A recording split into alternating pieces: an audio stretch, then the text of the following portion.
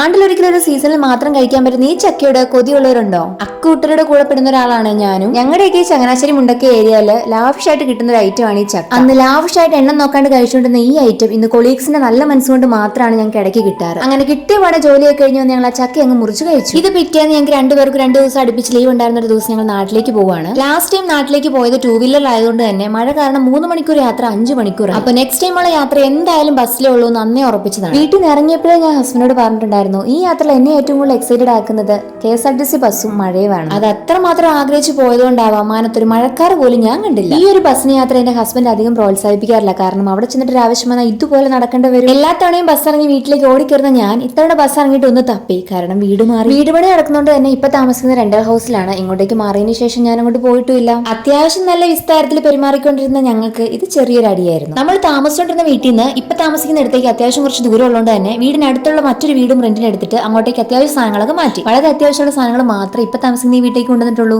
ഇത് next day morning രാവിലത്തെ breakfast ഒക്കെ കഴിഞ്ഞിട്ട് ഒരു ചക്ക വേവിച്ച് തിന്നാൻ വേണ്ടിയുള്ള പോക്കാണ്. കെട്ടിയവന്റെ വീട്ടിലോട്ട് തന്നെ ഏറ്റവും കൂടുതൽ ആകർഷിച്ചുകൊണ്ടിരുന്ന കാര്യങ്ങളാണ് ചക്ക, മാങ്ങ, പേരയ്ക്ക, കൊക്കക്ക, റംബൂട്ടാൻ. അങ്ങനെ ഫലപുഷ്ടമായിരുന്ന സ്ഥലം ഇപ്പൊ ഇങ്ങനെയൊക്കെ കാണുമ്പോൾ ചെറിയൊരു സങ്കടമൊക്കെ ഉണ്ടെങ്കിലും സാരമില്ല, എല്ലാം നല്ലതിനു വേണ്ടിയായിരിക്കും. ചക്കവെട്ടലും അടത്തലും ഒരുക്കലും ഒക്കെ കഴിഞ്ഞ് അരിയാനുള്ള സെറ്റപ്പിൽ നേരെ അവിടെ നിന്ന് വന്ന നമ്മുടെ പുതിയ വീട്ടിലേക്കാണ്. അങ്ങനെ അവിടെ വന്ന് അപ്പനും മോനോട് പറഞ്ഞ ഡിസ്കഷൻ ഒക്കെ കുറച്ചു നേരം കേട്ടൊക്കെ ഇരുന്ന് നേരെ വീട്ടിലേക്ക് പോയി ചക്കയൊക്കെ ഒരുക്കി വേവിച്ച് നല്ല ബീഫ് കറിയൊക്കെ കൂടി വയർ നിറച്ച് കഴിച്ച് ഞങ്ങൾ നേരെ വീട്ടിലേക്കും പോന്നു. ചക്കയുടെ ബാക്കിയുള്ള നമ്മൾ ചക്കവർത്തൊക്കെ ഉണ്ടാക്കി തന്നു വിട്ടിട്ടുണ്ട്. അങ്ങനെ ഇന്നത്തേക്കുള്ള സ്നാക്സും ആയി.